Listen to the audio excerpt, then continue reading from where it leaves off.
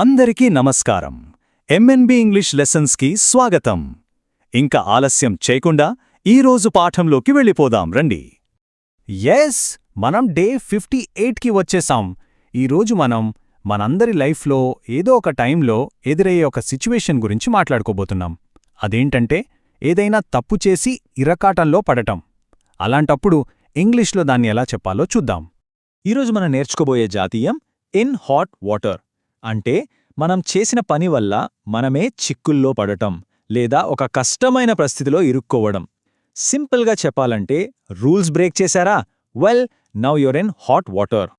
అయితే ఒక్క నిమిషం, దీని అర్థం నిజంగా మరుగుతున్న వేడి నీళ్లలో ఉన్నారని అస్సలు కాదు. అదో పోలికనమాట. అంటే మీరు ఎవరికైనా కోపం తెప్పించారు, ఇప్పుడు వాళ్ళ చేతిలో చిక్కుకుపోయారు అని చెప్పడానికి దీన్ని వాడతాం.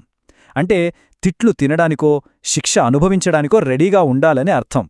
సరే, ఇంతకీ ఈ ఇన్ హాట్ వాటర్ అనే మాట ఎక్కడినుంచి వచ్చిందంటారు? దీని వెనకాల ఒక ఆసక్తికరమైన కథ ఉంది. ఏంటో అది ఇప్పుడు చూసేద్దాం.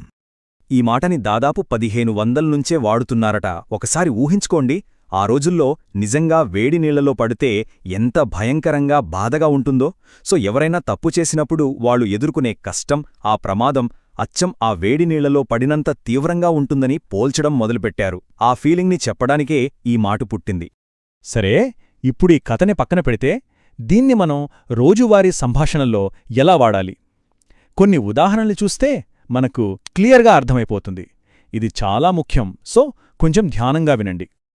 ఇక్కడ 3 సిచ్యువేషన్స్ చూద్దాం. ఒకటి, he's in hot water for cheating on the test. అంటే అతను పరీక్షలో చీటింగ్ చేస్తూ దొరికిపోయి చిక్కుల్లో పడ్డాడు. ఇక రెండోది, I'm in hot water because I forgot the project deadline. అంటే నేను ప్రాజెక్ట్ డెడ్లైన్ మర్చిపోయి కష్టాల్లో పడ్డాను. ఇక మూడోది, she found her self in hot water when she lost the office keys. ఆమె ఆఫీస్ కీస్ పోగొట్టుకొని ఇబ్బందుల్లో పడింది. చూశారా ఎంత సింపులో? ఇంకొంచెం డీప్గా వెళ్దాం.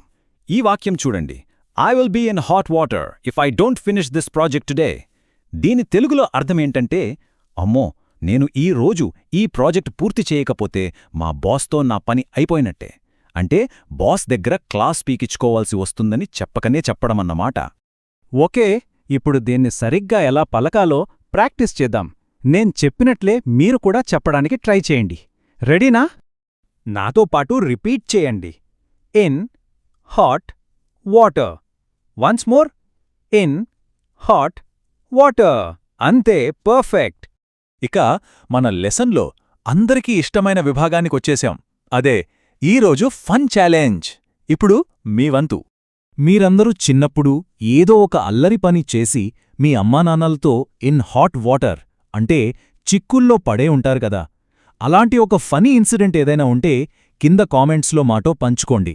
మీ ఫనీ కథల కోసం వెయిట్ చేస్తూ ఉంటాను. సరే, మరి ఈరోజుకి పాఠం ముగిసింది. నాదో చిన్న సలహా, ఎప్పుడూ హాట్ వాటర్లో పడకుండా జాగ్రత్త పడండి.